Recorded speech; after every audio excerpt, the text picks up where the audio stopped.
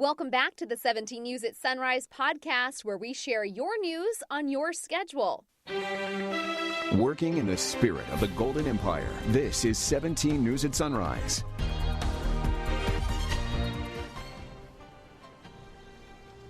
Good morning. Right now at 5, 4 people killed when a gunman opened fire at an office building in the city of Orange last night.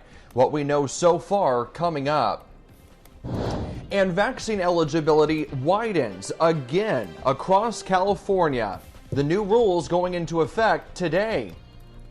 And baseball is back. A preview of opening day for the MLB and what this season will look like, plus a big reopening for a nearby theme park. We'll take you live to Six Flags Magic Mountain on this Thursday, April 1st, 2021. Good morning, Kern County, and thanks so much for starting your day with us. It is 5 a.m. I'm Alex Fisher along with Maddie Jansen. It is Friday Junior, I should say. It's not just Friday. It's Friday Junior. Don't want to get ahead of myself. Don't throw me off. I've been thinking that all day. It is a new month. Yeah. So we're starting a new month, and I have to say this is going to be a very big month, Maddie. Not only is this, new beginnings, we've got spring, but there are a lot of new things that are going to be happening this month. We're going to get to a lot of them, but we're talking about baseball is back, which means that for the first time in more than a year, fans will be able to actually go to stadiums and watch baseball. You've got theme parks opening. We'll get to, Six Flags in just a bit, but you also have Universal opening later this month. Disneyland is opening later this month. So a lot of things are reopening. This is just one more sign, Maddie, that we are going back to a pre-pandemic normalcy, which I know a lot of people have been looking forward to for so long. Yeah, really starting to turn the page, and we are going to take you live to Six Flags this morning. Plus, we'll talk more about opening day for MLB. We'll get to all of that, but first, let's start with your forecast on this Thursday. Kev? And some people may be wondering, why is Kevin not at Six Flags? Well, let me just say, Six Flags and Kevin Shred just don't get along too well, even if I was invited. Didn't get the invite from Six Flags to be there this morning, but everybody that is in my circle knows that rides and Kevin just don't mix too much, especially Six Flag rides. But I have family members that love it. So we'll talk about that, and it's going to be a wonderful day for if you want to do anything outside, because we are going to see another warm day. But guess what? Yesterday was the warmest day of the year. We were in the 80s. Remember the day before we were in the upper 70s? Well, yesterday we bumped it up about 10 degrees. 88 degrees was the high, and now that is the warmest day of 2021. Right now we've got mostly sunny, mostly clear skies. It'll be mostly sunny throughout the day. 70 in Bakersfield right now. Yes, 70 in Bakersfield right now, an east wind at 8. As we take a look at the temperatures throughout the day, we're going to have to watch these, and I think that observation site is wrong out at the airport right now. We're going to have to take a look at that in just a second here. But we are expecting the mid-80s throughout the afternoon, maybe a little glitch in the system, and then we take a look at Tehachapi. There is a light breeze out there. We've got a temperature of 52 degrees, an east-southeast wind at 13, a little bit breezy over the Grapevine if you're headed that direction, and you can see throughout the day we will be rising the upper 60s to lower 70s. So overall, bottom line, it is going to be a beautiful day around Kern County. We'll go more in detail on it in just a few minutes. All right, Kev, thanks so much. This morning, we begin with a mass shooting out of Southern California after 4 people, including a child, were killed last night. It happened in the city of Orange at an office building about 10 minutes from Disneyland, around 5:30 p.m. 2 people, including the shooter, were also wounded. It's still not clear if the suspect's gunshot wound was self-inflicted or from police. Both. As you can see, this is a very active investigation. We have multiple agencies here assisting with the investigation, including the Orange County District Attorney's Office. Over the next hours, days, and weeks, we will be attempting to determine and get as much information on the victims, our suspect, and the relationship between those, as well as the type of business which this occurred at. There's still no word yet on a motive. The ages and names of those killed have not been released. Police plan to give another update this morning around 10 a.m. Well, First Lady Jill Biden made a historic trip to Kern County yesterday on Cesar Chavez Day. 17th Aton Wallace was with Biden as she toured the 40-acre site in Delano, and he has a recap of her visit. The First Lady spent much of Wednesday afternoon here at the 40 Acres National Landmark in Delano. She delivered remarks on this field here. Now, UFW leaders tell me this is the first time in U.S. history that a First Lady has publicly participated in an event with the farm workers movement. Wheels down at Meadows Field Airport. This was the beginning of Jill Biden's first official trip to Kern County as First Lady. During her visit, Biden toured 40 Acres in Delano, the historic landmark where the late labor civil rights leader and United Farm Workers co-founder Cesar Chavez fasted for 25 days in 1968 to raise awareness for farm workers' rights. How are you? Joining Biden, Governor Gavin Newsom, labor leader Dolores Huerta, and Cesar Chavez's son Paul Chavez, among others, on the day of service known as Cesar Chavez Day. Today, the legacy of Cesar Chavez lives on in so many ways. That legacy, she says, lives on in particular at 40 Acres, where for the last 3 weekends, more than 3,000 farm workers have been vaccinated. As part of the visit, Biden assisted with the vaccination effort. We are grateful for all that you're doing to answer your call to service, volunteering your time to vaccinate your community right here at 40 Acres, making sure that your neighbors are safe from COVID. The First Lady also holding a roundtable with farm workers, where she expressed support for the Farm Workforce Modernization Act of 2021. It passed the House earlier this month and was negotiated in part by UFW leaders. The bill would allow undocumented workers to permanently stay in the country if they continue to work in agriculture. On behalf of all the workers, all the thousands of workers, thank you. I told you, the president and I stand with you. We stand with you. The son of the late Cesar Chavez expressed gratitude for the First Lady's visit. We're excited that she comes out to be of service and to help vaccinate farm workers who have been so disproportionately affected by the pandemic. So we're very grateful that she comes, and we think that her presence says a ton. Yes, we can. Sí se puede. If you'd like to watch the First Lady's full remarks, we have posted that on our website, kget.com. Reporting from 40 Acres National Landmark in Delano, Eitan Wallace, 17 News. The First Lady spent the night in Kern County. The White House confirmed with 17 News that Jill Biden stayed overnight in Bakersfield. The White House wouldn't say where Mrs. Biden was staying, but our cameras captured several black SUVs outside the Padre Hotel. The vehicles had U.S. government plates and a paper presidential seal on the dashboard. Police officers were also seen blocking off streets near the hotel at one point last night. The White House says Mrs. Biden is staying in town because she has to teach a Zoom class early in the morning. In state news now, Governor Gavin Newsom's campaign says that he would remain in office if the recall election were held today. Organizers of the effort to recall Newsom say they still feel confident, even after a new poll released by the Public Policy Institute of California showed the effort would fail if taken to voters today. The survey showed just over half of the 1,700 likely voters polled approve of the governor's job performance.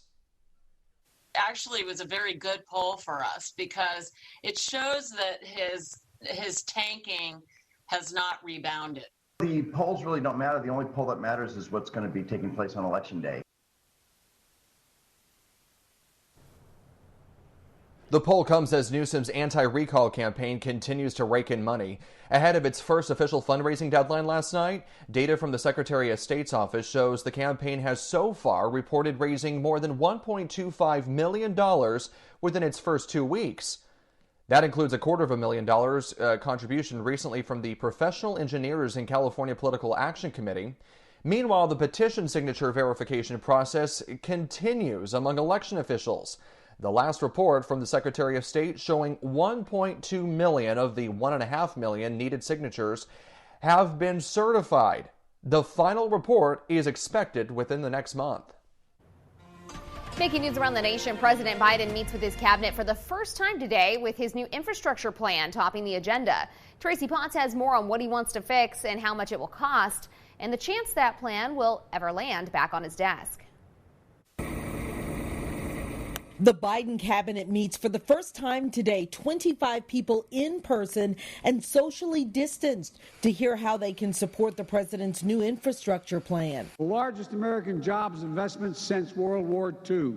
$2.2 trillion, spending billions on transportation, broadband, the power grid, manufacturing, senior care, green energy, and clean water. It seems less about infrastructure, more about tax increases, and more about the Green New Deal. Biden's promising millions of new jobs paid for by raising corporate taxes to 28%. Members of Congress have two choices. They can either say they don't want to invest in the infrastructure, or they can come up with their own way to pay for it, and we're open to that. The sales pitch on Capitol Hill will be tough. Republicans think it's too expensive. Progressives say it's not enough. Tracy Potts, NBC News.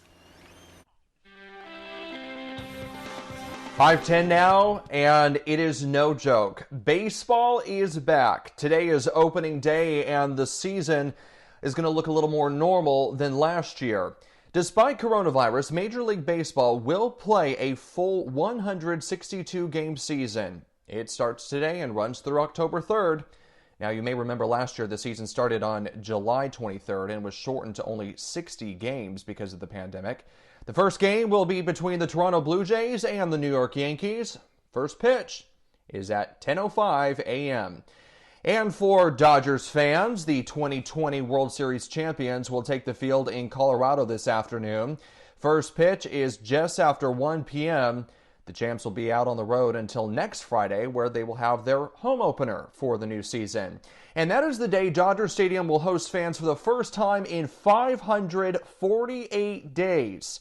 This will also be the first time fans will be able to see the stadium after its $100 million renovation last year. Should be very exciting. It's going to look a little bit different. For the other California teams, here's a look at the schedule. San Diego Padres and Diamondbacks face off at 1:10. That is the same time of the Dodgers game. And then the Los Angeles Angels, Oakland A's, and San Francisco Giants all have start times after 7 o'clock tonight.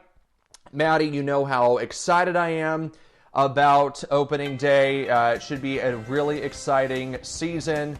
Hopefully, fingers crossed, the Dodgers get a 2021 World Series. As we begin the fourth month of the year, we are still learning how deadly the coronavirus pandemic was during the holiday season. Current Public Health confirmed an additional 6 deaths yesterday. All of those new deaths reported were people who died in March. A total of 1,253 people have died from this virus in Kern County. January continues to be our deadliest month of the pandemic, with more than a quarter of all coronavirus deaths happening in that month alone.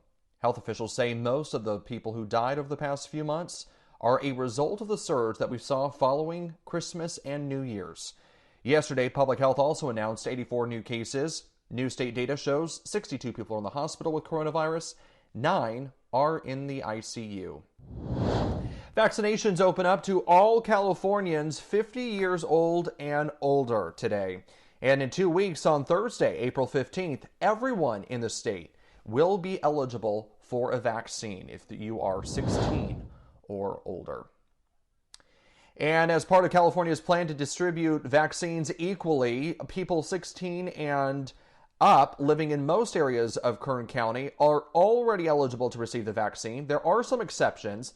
People living in the 6 zip codes that you see on your screen, they are not eligible under this new criteria. Those zip codes are 93287, 93311, 93312, 93314, 93561, and 93531. We have more information about Kern's vaccine plan on our website, kget.com. And just a reminder that you can sign up for a vaccine appointment using the state's website, myturn.ca.gov. You can also call 833-422-4255 to schedule your appointment.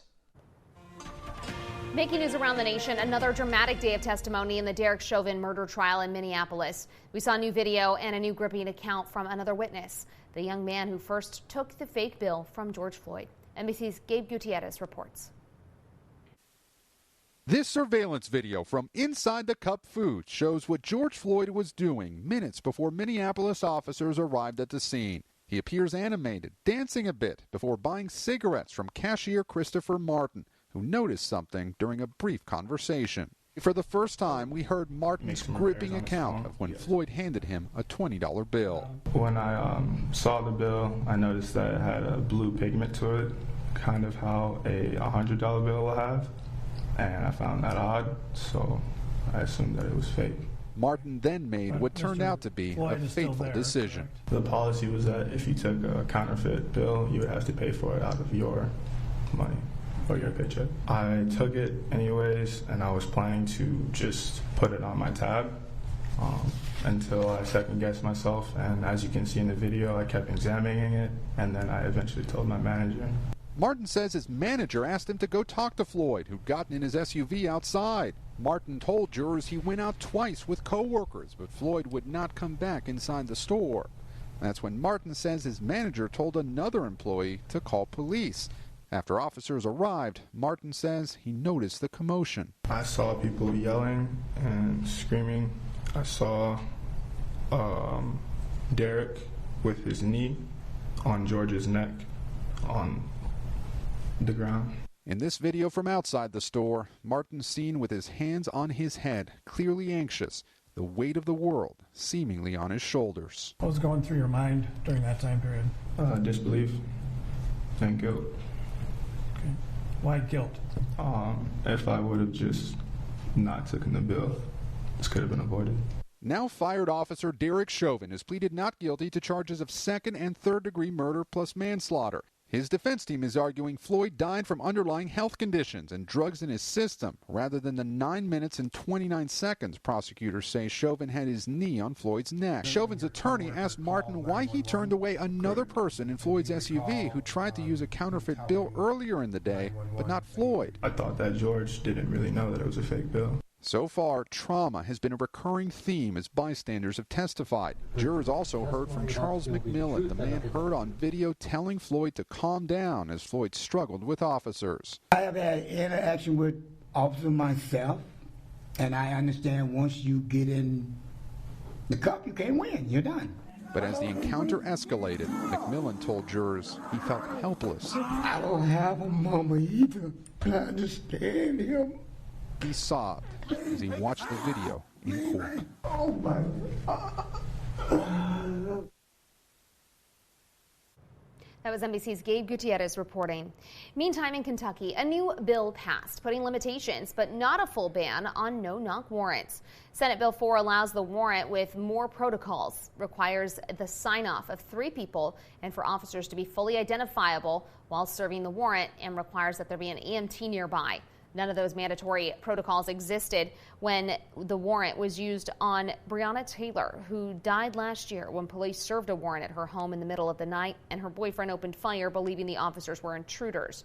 Taylor was killed in the crossfire. Her family says they are thankful these changes could help save lives. We're back here at 540. Last year, the pandemic shut down everything from schools to businesses and even amusement parks. Here in Kern County, we've not yet moved out of the red tier, but our neighboring county, Los Angeles, has been given the green light to move into the orange tier. Today, Ileana Capeyan joins us live from Six Flags Magic Mountain as they get ready to reopen to the public. Ileana? Good morning, Maddie. It's been more than 365 days since Six Flags was last open to the public. And today is opening day. I am joined now by the operations manager, Josue Lupercio. Hello, how are you? And thank you so much for joining us today. First and foremost, you're the operations manager. What does your day-to-day typically look like? And now with COVID and reopening, how is that changing? Yeah, well, typically I oversee admissions operations, ride operations, and park cleanliness operations. So recently with all the new changes, it's actually been ramped up, and we've done a lot to try to maintain safety for our guests and our team members. And obviously there's a lot of eager guests wanting to get here and get going, but things have changed. You mentioned tickets and admission. Mm-hmm. That's the first step. What is new and what do people need to know before hitting the park? So we now have a reservation system that we are going to require our guests to go through. So if you are going to reserve or come to the park, you have to buy an admission or season pass ahead of time and reserve for your time here. No one will be admitted here unless they have a ticket ahead of time. So that means as soon as they drive in, they're going to know whether or not they're allowed in. Yes, the reservation process actually does start at our toll plaza. So we will check for reservations, and if you do not have one, we'll have to ask you to either make one if there's available spots, or turn around and come back on another day. And what does that look like as far as, online? How can people get their tickets? Well, they can go to our website, sixflags.com, and the process is extremely easy. We have a calendar that they can look at and hours that they can choose from. So the process is really easy for them. Operation hours. What time are you guys opening today and what time are you guys closing? We're opening at 10:30 today and closing at 6. Perfect. So everybody that's coming today are only pass members, correct? Yes, we are having a season pass and membership preview week or day today and tomorrow. Tomorrow we also open at 10:30 and close at 6. And then we are actually open for the general public on Saturday. Perfect. Thank you so much. Thank you guys so much. And at our next hit, don't worry, we have more behind the scenes of what Six Flags Magic Mountain, the reopening, looks like. Back to you, Maddie. All right, Eliana, got to get you on a coaster sometime this morning. Pretty exciting. I know a lot of families can't wait to get back there and enjoy the park. More than 97 million Americans have now received at least one dose of the coronavirus vaccine. But as NBC's Miguel Almaguer reports, there are some new red flags. If the nation does reach a fourth surge, it'll likely be fueled by the young. Americans under 50 now entering ERs in greater numbers than those 65 and older. The sobering stats come amid a shot of good news for kids. Pfizer says in early trial results, its vaccine shows a 100% efficacy rate in children 12 to 15. The drug maker also conducting clinical trials in children 6 months to 11 years old. Our goal is to get this information submitted to the FDA as soon as possible. Last week, Lester spoke exclusively to Pfizer's Bill Gruber, a pediatrician overseeing the company's clinical trials for children. If all goes as planned, the vaccine for 12 to 15-year-olds could be ready as soon as the start of the next school year. As the global pandemic cripples countries overseas, France announcing a month-long lockdown as cases surge. Here in the U.S., COVID was the third leading cause of death in 2020. Nationwide, new infections rising 17%. The cases are coming into the ER, into the clinic. People are younger, but we feel it. Many of the newly infected say doctors are those who recently traveled. A new study also showing high-risk Americans don't regularly wear masks. As a doctor, I am horrified. We know what works. We know what doesn't work. The virus threatens to make another surge. Soon, the youngest of Americans may also be protected. Working in the spirit of the Golden Empire, this is 17 News at Sunrise. The 17 News at Sunrise podcast is a production of KGET and Nexstar Media Group. For more on all of the headlines in today's show, head to kget.com.